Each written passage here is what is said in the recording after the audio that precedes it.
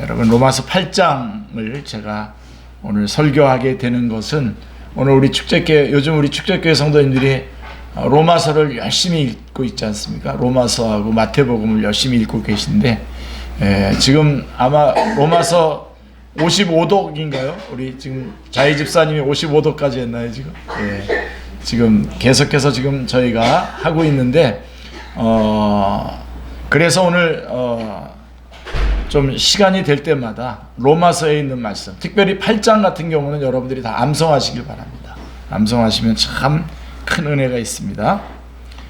자, 로마서 8장의 주제가 무엇입니까? 구원의 확실성에 대해서 말씀해 주고 있습니다. 구원의 확실성에 대해서, 그리고 믿는 자 속에 계시는 성령님의 다양한 사역에 대해서 말씀해 주고 있습니다. 자, 이 두 가지 주제는 한 가지입니다. 우리의 구원의 확실성은 곧 성령님의 사역에 달려있기 때문입니다.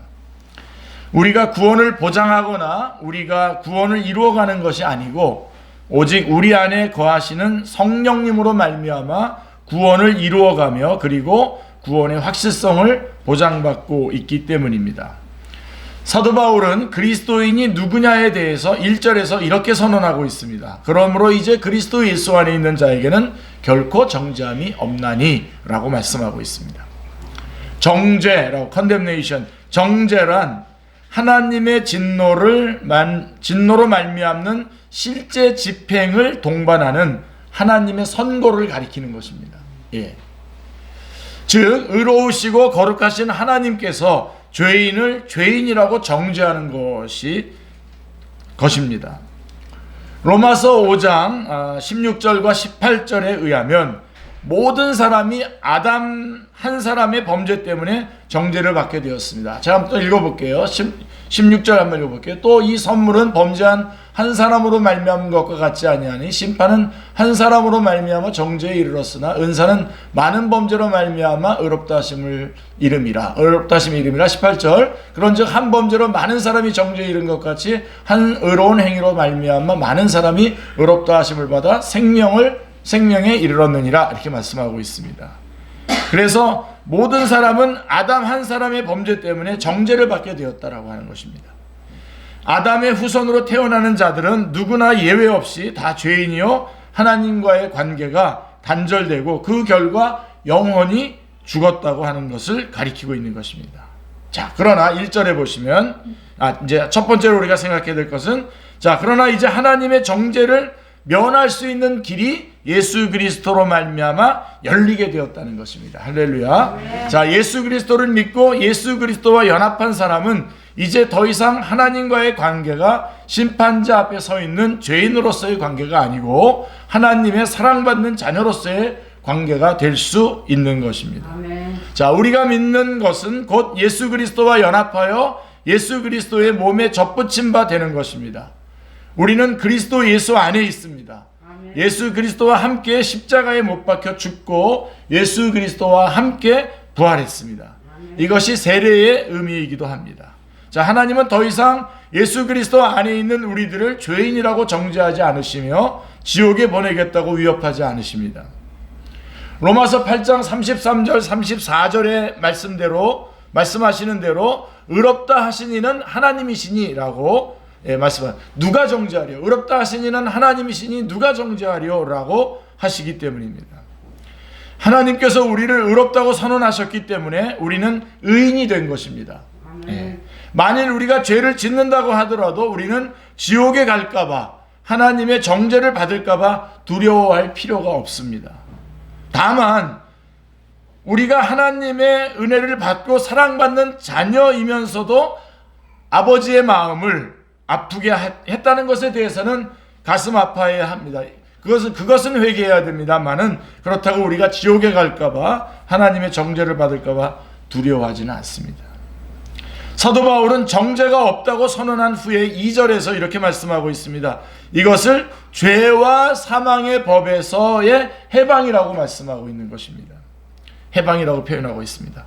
이는 그리스도 예수 안에 있는 생명의 성령의 법이 죄와 사망의 법에서 너를 해방하였습니다 라고 말씀하고 있습니다. 자, 로마서 7장에서 우리가 살펴보았듯이 여러분들 다 읽으셨지 않습니까? 로마서 7장에서 볼 수 있듯이 율법은 하나님의 뜻을 담은 것으로 거룩한 것이지만, 율법은 거룩하지만 그 율법 자체가 죄인을 살려주지도 못하고 거룩하게도 만들지도 못한다라고 하는 한계가 있습니다. 그러므로 율법을 지켜서 의를 이루려고 하다가는 오히려 죄가 기회를 타서 욕심만 이루어내고 결국은 사망에 이르게 된다는 것이 사도 바울의 예리한 지적이었습니다. 그래서 사도 바울은 율법을 죄와 사망의 법이라고 표현했습니다. 그러나 우리로 하여금 그 죄와 사망의 권세에서 건져내시고 해방시키시는 것은 바로 생명의 성령님의 법인 것입니다. 아멘. 예수 그리스도 안에서 역사하시는 성령님의 사역으로 말미암아 우리가 죄와 죽음에서 해방되어 새 생명을 얻게 되고 의롭다함을 얻으며 거룩한 백성이 될 수 있게 되었다는 것입니다. 아멘. 생명의 영이신 성령님의 역사로 거듭나지 아니하고는 죄와 사망의 법에서 자유롭게 될 자가 없습니다. 오직 성령님으로 말미암아 우리는 예수님의 생명으로 거듭나게 되고 예수님과 연합하게 되는 것입니다. 영생을 얻게 되고 하나님의 자녀가 되는 것입니다. 예. 자, 18세기에 영국의 순회 복음 전도자들 중에 조지 휘필드라고 하는 목사님이 계십니다. 예, 제가 그때 당시에 그런 목회자들 중에서 제가 제일 좋아하는 목회자인데요. 조지 휘필드 목사님은 웨슬리 형제와 함께, 웨슬리 형제처럼 옥스퍼드에서 신학을 공부한 사람입니다. 대단한 사람이죠. 그는 21세에 21살에 회심을 체험하게 됐는데요. 회심하기 전에 그는 자기의 상태에 대한 고백을 말씀하고 있습니다. 한번 들어보십시오. 하나님께서는 내가 거듭나야만 하며 그렇지 않으면 저주받게 된다는 것을 보여주셨습니다. 사람이 교회에 출석하고 기도문을 암송하며 성례에는 참여하면서도 여전히 그리스도인이 아닐 수 있다는 사실을 나는 깨달았습니다. 주님, 제가 만약 그리스도인이 아니라면, 혹시 제가 진정한 그리스도인이 아니라면 예수 그리스도를 위하여 기독교가 무엇인지를 제게 가르쳐 주셔서 제가 저주받지 않게 해 주시옵소서. 예. 그는 자신이 새로운 피조물이 되어야만 한다는 점을 깨닫게 되었습니다. 그는 그 후에 1년이나 이 싸움을 해야만 했습니다. 계속 싸웠습니다. 그러다가 마침내 하나님께서 그에게 은혜를 베푸셔서 회심의 체험을 하게 됩니다. 자, 여러분, 회심하고 난 후에 그는 이렇게 고백했습니다. 오, 이 어떠한 기쁨인가. 형언할 수 없는 희열이로다. 죄의 짐이 벗겨지고 풍성하고도 충만한 영광의 기쁨이 내 영에 차고 넘치도다. 예. 무한히 용서하시는 하나님의 사랑의 임재의식과 확신에 찬 믿음이 내 영혼에 밀려들어 왔도다 라고 고백하고 있습니다. 찬송가 436장식으로 표현한다면, 그의 마음을 표현한다면 이렇습니다. 나 이제 주님의 새 생명 얻은 몸, 옛것은 지나고 새 사람이로다. 그 생명 내 마음에 강같이 흐르고 그 사랑 내게서 해같이 빛난다. 예. 영생을 누리며 주 안에 살리라. 오늘도 내일도 주와 함께 살리라. 자, 여러분, 거듭남의 생명을 받으셨습니까? 예. 아멘입니까? 예. 예수 그리스도를 믿는 자는 누구든지 성령님으로 말미암아 이와 같은 새 생명을 누릴 수 있게 된다. 이것이 우리가 오늘 로마서 8장 1절로 4절까지의 말씀 속에서 첫 번째로 생각해야 되는 귀중한 말씀이고요. 두 번째로 우리는, 자, 이와 같이 좋은 일, 이렇게 큰 복이 내가 아무것도 안 해도 공짜로 주어진다라고 하는 것, 이거가 정말 주어지는 것인가, 그렇게 공짜로 주어지는 것인가 라고 하는 문제입니다. 자, 세상 사람들은 세상에는 공짜가 없다고 말합니다. 예. 그런데요, 그리스도인들은 정죄함이 없으며 죄와 사망의 법에서 해방된 삶을 공짜로 받아서 누립니다. 아멘입니다. 아멘. 여기서 우리와 같은 아멘이 나와야 되는데요. 자, 이 엄청난 복을 우리는 그냥 은혜로 받습니다. 아멘. 예. 그러나 우리가 값을 지불하지 않는 것이지만 하나님은 엄청난 대가를 지불하셨다는 것을 우리는 잊지 말아야 합니다. 예. 자유는 공짜가 아니다. The freedom is not free라고 하는 말이 있죠. 자유는 대가를 지불하고 얻는 것이라는 말입니다. 그러나 아시듯이 우리는 우리의 영적인 자유를 위해서 대가를 지불한 바가 없습니다. 예. 마치 죽은 시체와 같은 인생들인데 무슨 대가를 지불하거나 무슨 선행을 해서 구원을 받을 수 있었겠습니까? 우리는 아무것도 한 것이 없습니다. 이게 솔직한 고백입니다. 그러면 누가 우리를 죄와 사망의 법에서 해방시켜주고 정죄를 제거하는 대가를 지불했습니까? 예, 하나님이십니다. 예. 3절 말씀해 보세요. 율법이 육신으로 말미암아 연약하여 할 수 없는 그것을 하나님은 하시나니 곧 죄로 말미암아 자기 아들을 죄 있는 육신의 모양으로 보내어 육신의 죄를 정하사라고 말씀하고 있습니다. 율법이 육신으로 말미암아 연약하여 할 수 없다는 말이 무슨 말입니까? 자, 로마서 7장을 보면 아담의 자손으로 태어나는 우리 인류의 문제가 무엇이냐 하면 생명의 길, 구원의 길을 가르쳐 줘도 그대로 살아갈 능력이 없다는 것입니다. 설령 마음에 율법을 깨닫고 그 말씀대로 살고 싶은 간절한 소원이 있어도 그렇게 살 능력이 없다는 데 문제가 있는 것입니다. 율법은 선하고 의롭고 거룩하고 영적인 데 반하여 우리가 죄 아래 팔려 죄의 종이 되어 있기 때문에 하나님이 요구하시는 선을 행할 능력이 없다는 것입니다. 율법이 육신으로 말미암아 연약하여 할 수 없는 그것이라는 3절 앞부분의 구절이 의미하는 바가 바로 그것입니다. 인간은 전적으로 타락하고 전적으로 무능하기 때문에 하나님의 뜻을 행할 수 없었습니다. 인간에게는 아무런 소망이 없었습니다. 좌절과 절망밖에 없었습니다. 스스로 이 문제를 해결할 힘이 우리 안에 없었습니다. 우리가 아무리 마음을 합하고 생각을 짜낸다고 해도 어찌할 도리가 없었습니다. 철학으로도 또 과학으로도 또 물질로도 어떻게 해볼 도리가 없었습니다.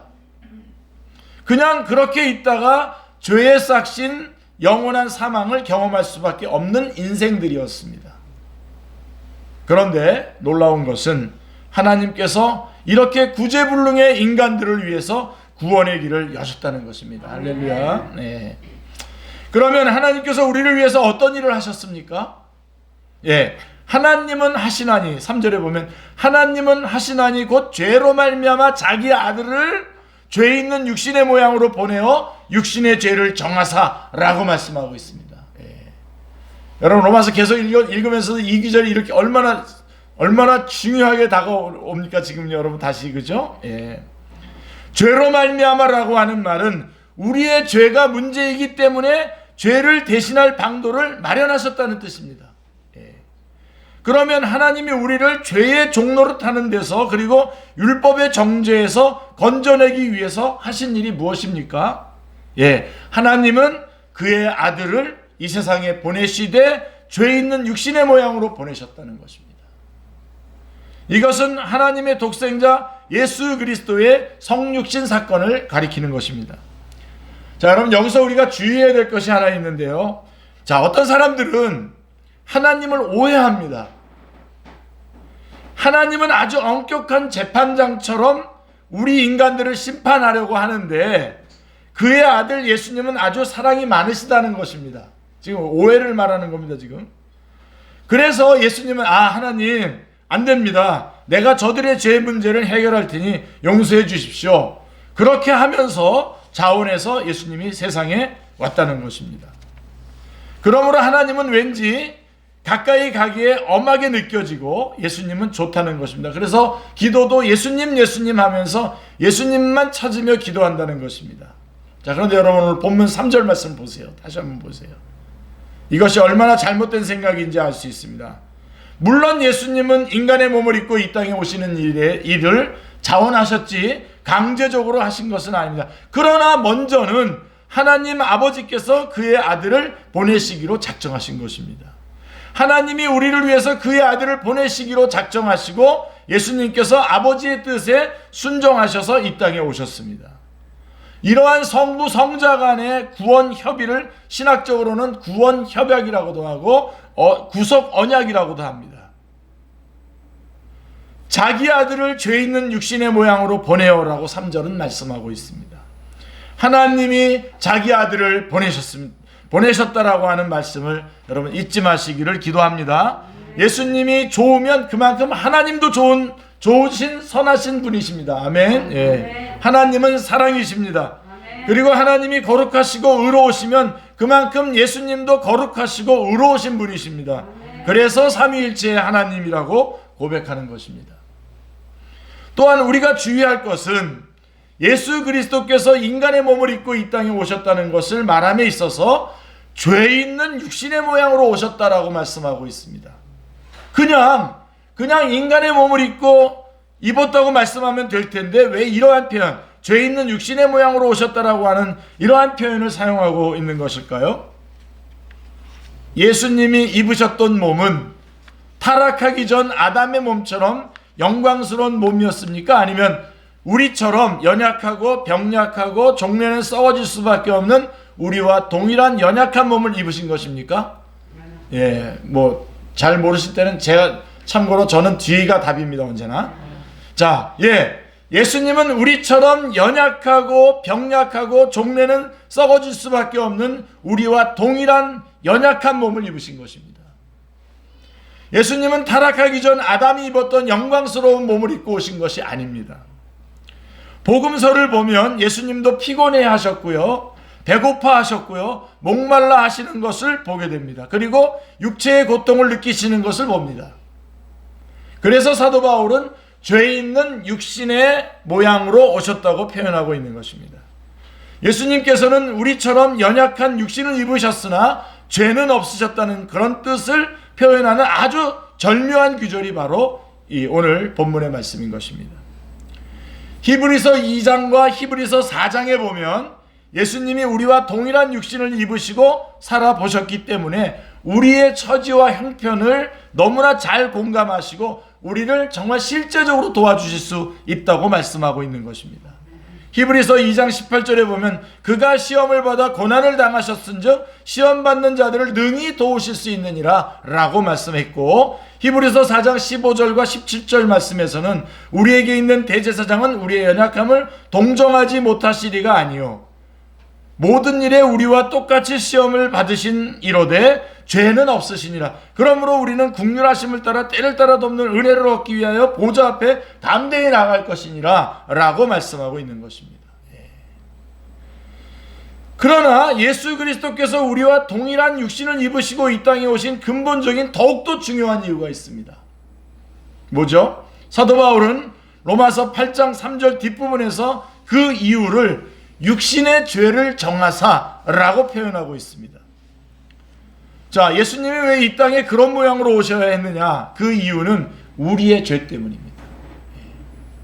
그러면 그 죄 문제를 어떻게 해결하셨습니까? 자기 육신으로 인류의 죄를 담당하시고 대신 죄값을 지불하셨습니다. 이러한 중대한 진리에 대해서 고린도후서 5장 21절에서는 하나님이 죄를 알지도 못하신 이를 우리를 대신하여 죄를 삼으신 것은 우리로 하여금 그 안에서 하나님의 의가 되게 하려 하심이라 라고 말씀하고 있고, 그 유명한 로마서 3장 23절부터 25절 앞부분까지에서는 모든 사람이 죄를 범하였으며 하나님의 영광을 이루지 못하더니 그리스도 예수 안에 있는 속량으로 말미암아 하나님의 은혜로 값없이 의롭다 하심을 얻은 자 되었느니라. 이 예수를 하나님이 그의 피로써 믿음으로 말미암는 화목제물로 세우셨으니 라고 말씀하고 있는 것입니다. 아무런 죄나 허물이 없으신 예수 그리스도를 십자가상에서 우리 대신 죄가 있게 하셔서, 고린도후서 5장 21절에 죄가 있게 하셔서 우리의 죄값을 대신 지불하심으로 모든 믿는 자들은 죄의 독재에서 벗어나서 은혜와 진리로 다스리시는 성령님의 통치를 체험할 수 있게 된 것입니다. 아멘. 이처럼 우리가 누리고 있는 이 은혜가 결코 공짜가 아니라는 점을 한시라도 잊지 않기를 기도합니다. 하나님의 아들 예수 그리스도께서 보배로운 피를 흘리시고 살을 찢어 주심으로 우리가 죄 없이 누리게 된 복인 것입니다. 아멘. 공짜가 아닌 것입니다. 그러므로 이 구속의 은혜를 제대로 아는 자들은 자기의 의나 공로를 자랑할 틈이 없습니다. 오직 십자가를 찬송합니다. 아멘. 우리도 오직 십자가만을 찬송하고 영광 돌리시길 바랍니다. 아멘. 그리스도의 보혈의 공로를 노래하는 것입니다. 우리 그리스도인들은 이처럼 예수 그리스도의 대속 사역으로 말미암아 구속의 근거가 마련되었고 성령님께서 우리 안에 오심으로 이 구속의 은혜를 적용시켜 주셨습니다. 그러니까 객관적으로 예수님이 십자가에 달려 돌아가셔서 구속의 은총을 베풀어 주셨고, 주관적으로는 성령님께서 우리 안에 역사하셔서 그 사실을 받아들이도록 역사해 주셨다라고 하는 것입니다. 아멘입니다. 네. 자, 예수 그리스도의 십자가 사건이 객관적인 구원의 사건이고 합법적인 근거의 마련이라고 한다면 성령님의 사역은 우리 개인에 대한 구속의 적용이라고 할 수가 있습니다. 우리가 구원받고 은혜를 누리는 것은 이처럼 예수 그리스도의 십자가 사역에 근거하고 성령님의 역사에 의해서 되어진 것입니다. 아멘. 예. 자, 이제 오늘 제가 더욱더 좀 강조하고 싶은 부분인데요. 이제부터는. 자, 그런데 우리 이제 4절로 넘어갈 텐데요. 그런데 우리가 이제 세 번째로 주목해야 할 것이 있는데요. 자, 우리의 구원이 목적 있는 구원이라는 것입니다. 목적 있는 구원이다.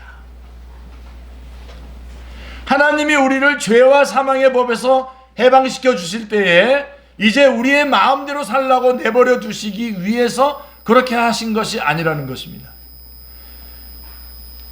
당신의 아들 예수 그리스도를 보내셔서 십자가에 죽게 하셔서 몸을 찢으시고 피를 흘리게 하셔서 우리에게 구원을 베푸셨을 때 우리가 그 구원을 받은 우리가 마음대로 마음대로 살라고 그렇게 베풀어 주신 구원이 아니다라고 하는 것입니다. 아멘입니다. 아멘.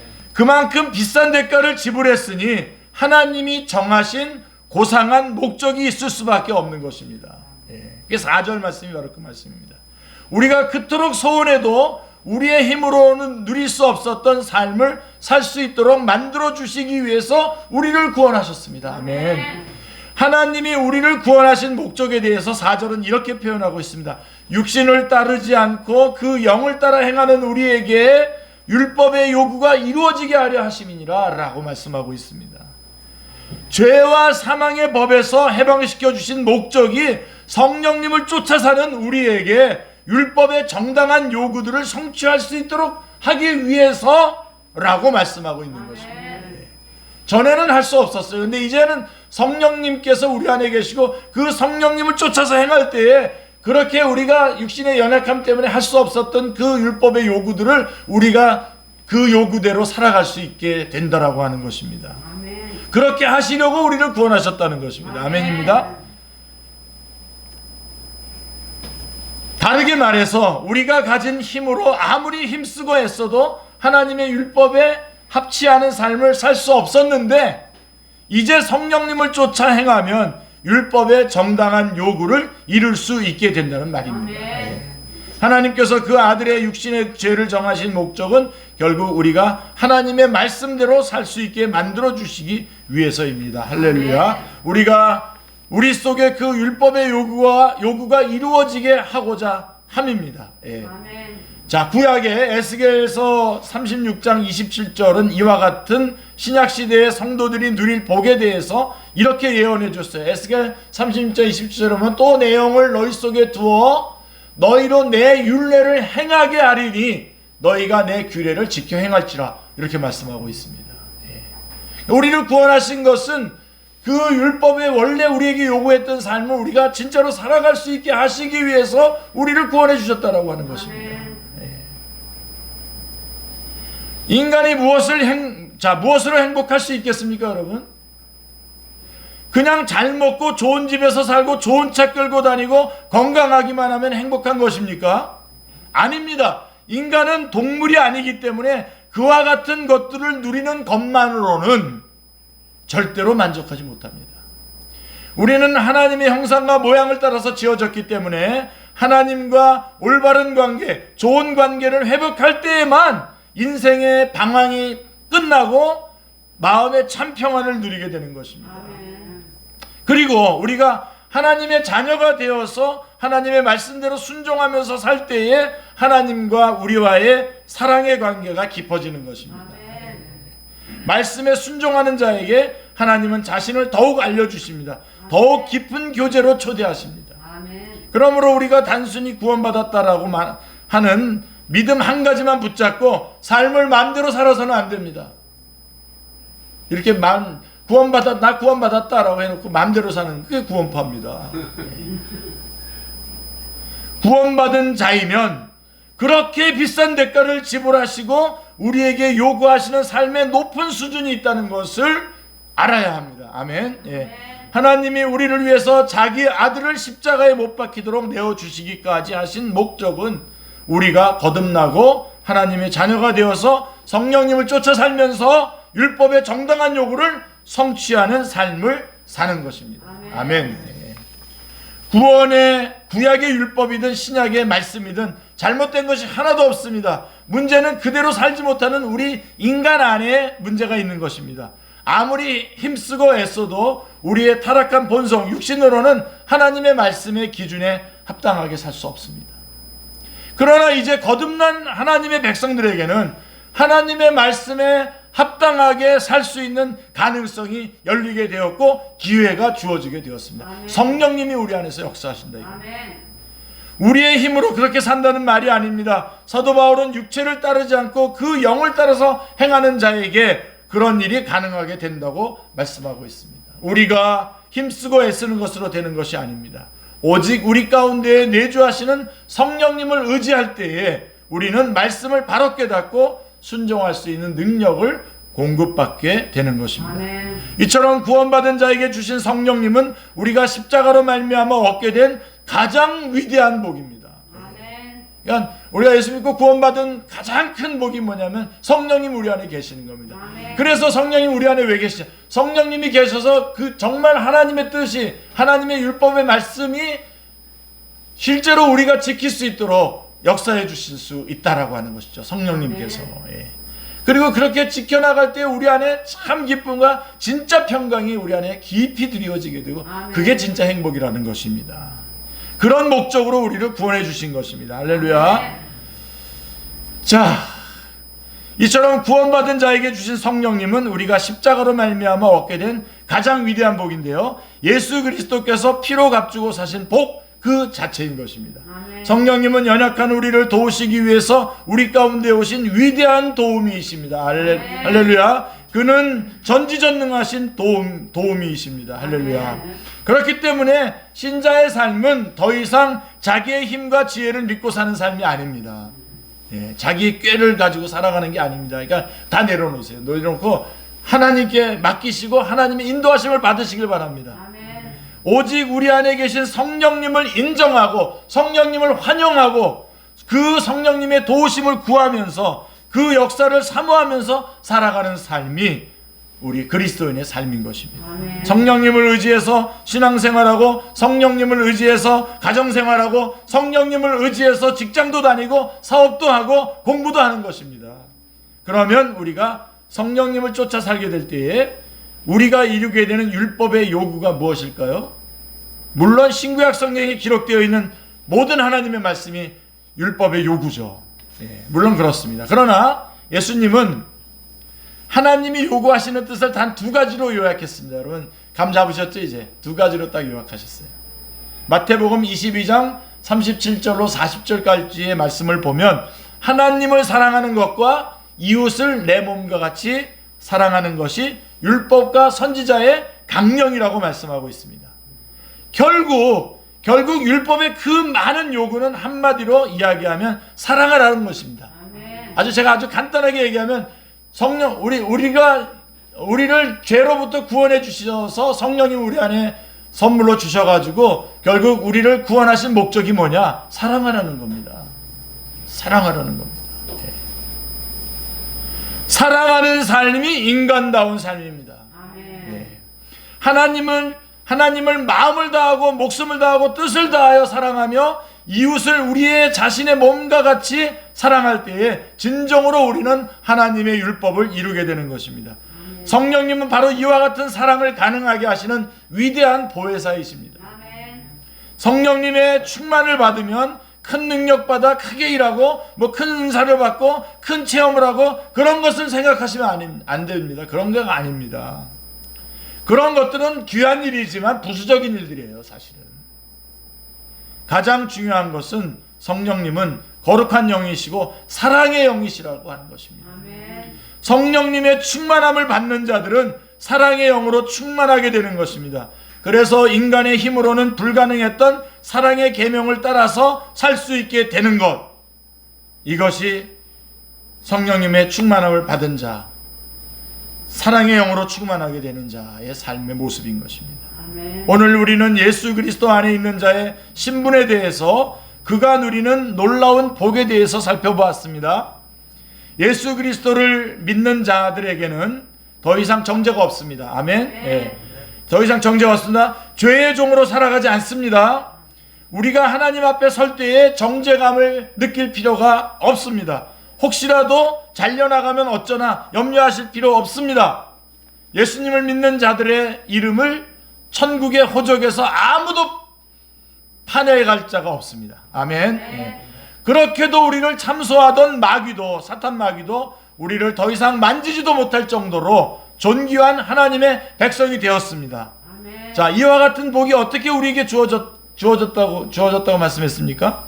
하나님께서 자기 아들을 인간의 연약한 육신의 모양을 입고 이 땅에 오게 하셔서 십자가상에서 우리의 죄를 대신하셨기 때문에 그와 같은 복이 우리의 것이 될 수 있게 하셨습니다. 아멘. 예수님의 십자가에서 죽으심은 우리를 죄와 사망의 법에서 구원해내시기 위하여 객관적인 근거를 마련하신 중차대한 사건입니다. 객관적인, 그게 하나고요. 그리고 이 은혜를 우리 각자에게 적용시켜 주시는 분이 누굽니까? 성령님이십니다. 성령님은 우리 가운데 새 생명을 주시고 예수 그리스도와 연합시키셔서 예수 그리스도께서 이루신 모든 구원의 복들을 우리에게 적용시켜 주시는 위대한 보혜사이십니다. 아멘. 헬퍼이십니다. 우리가 한 가지 더 기억해야 할 것이 있습니다. 왜 그렇게 귀한 은혜를 베푸셨는지 우리의 구원의 목적을 잊지 마셔야 합니다.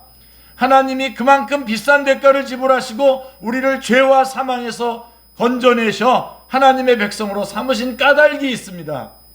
4절의 표현대로 하자면 율법의 요구가 이루어지게 하기 위해서입니다. 하나님의 말씀에 순종하는 삶, 무엇보다도 하나님을 사랑하고 이웃을 사랑하는 자가 되게 하시기 위해서 우리를 구원하셨다는 것입니다. 아멘. 예수님을 믿는 자에게는 정죄가 없습니다. 그러나 더욱 중요한 것은 예수님을 믿고 성령님을 충만히 받은 자는 사랑으로 충만한 삶을 살아갈 수 있게 되었다는 것입니다. 아멘. 정죄함 없습니다. 이제 사랑으로 충만한 삶을 살게 되었다는 것입니다. 이게 그리스도인의 삶입니다. 예수 그리스도를 닮는 삶, 하나님의 형상을 회복하고 충만히 실현하는 삶이 가능하게 되었습니다. 우리 가운데 계신 성령님은 사랑의 영이십니다. 우리에게 사랑할 수 있는 능력을 주시기를 주님께 간구합니다. 기도하겠습니다. 하나님 감사합니다. 죄와 사망과 심판과 지옥의 길을 가고 있었던 저희들, 그러나 주님께서 예수 그리스도를 보내셔서 죄 있는 육신의 모양으로 보내셔서 저희들의 죄를 담당하게 해주시고 저희들을 구원해 주셨습니다. 그렇게 비싼 대가를 지불해서 저희를 구원해 주셨는데 저희가 그냥 아무런 목적 없이 살아가는 어리석은 자들이 되지 않게 하여 주시옵소서. 그렇게 구원하신 목적에 따라 율법의 요구들을, 특별히 하나님을 사랑하고 이웃을 사랑하는 사랑을 실천해내서 열매 맺어내는 복된 삶을 매일매일 살아갈 수 있도록 저희들을 인도하여 주시옵소서. 주 예수 그리스도의 이름으로 기도드리옵나이다. 아멘.